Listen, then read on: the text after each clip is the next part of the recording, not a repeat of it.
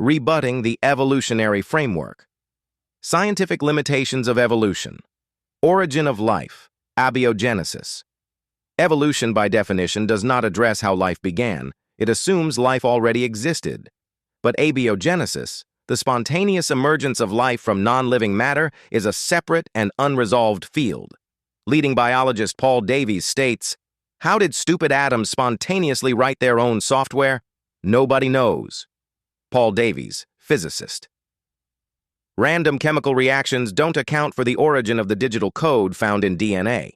The DNA molecule contains semantic information, not just chemical sequences.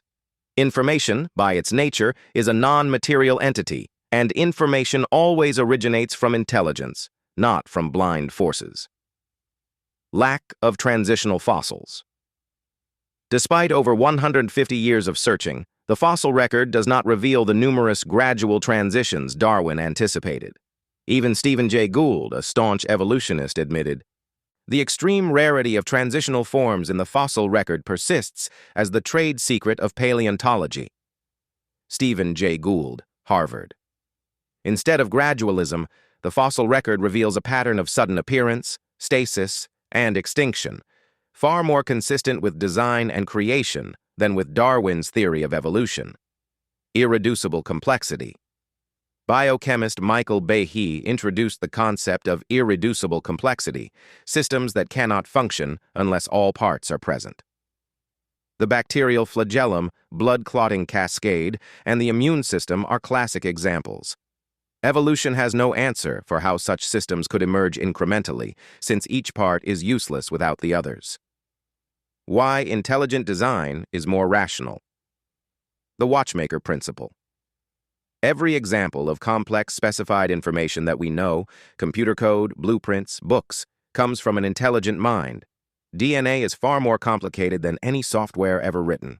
As Bill Gates said, DNA is like a computer program, but far, far more advanced than any software ever created. Bill Gates.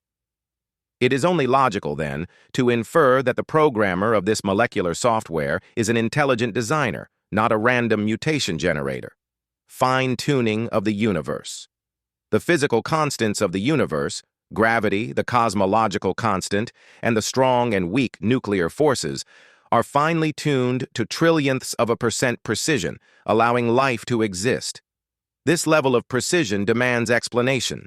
Atheist physicist Fred Hoyle acknowledged, "A common-sense interpretation of the facts suggests that a super-intellect has monkeyed with physics." Fred Hoyle.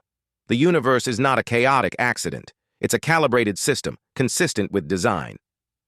Addressing the moral accusations, slavery, genocide, and theism. Consistency, moral endorsement. The critic's argument equivocates on the term consistency. Natural law and biological consistency do not imply moral rightness. Humans may be consistent in doing evil, like justifying slavery, but this proves evolution's failure, not God's approval. Evolution has no objective standard to declare genocide or slavery wrong. If humans are merely evolved primates and morality is a byproduct of survival mechanisms, then morality is subjective and ultimately arbitrary. Rape, slavery, and genocide have occurred in all cultures, so under Darwinism they're not wrong, just evolutionary strategies. Richard Dawkins himself admitted, "There is at bottom no evil, no good, nothing but blind, pitiless indifference." Richard Dawkins, River Out of Eden. Contrast that with the biblical worldview, where every human is made in the image of God, and thus endowed with inalienable worth and dignity. The Bible describes the sins of man, including slavery and genocide. But that doesn't mean it condones them. Just because God allowed something for a time in a fallen world doesn't mean he approves of it.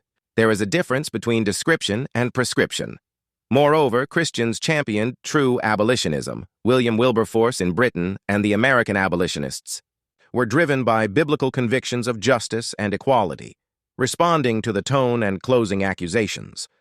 The objection closed with ad hominem attacks, mockery, and a decision to walk away from discussion. "Thanks for confirming my prejudice.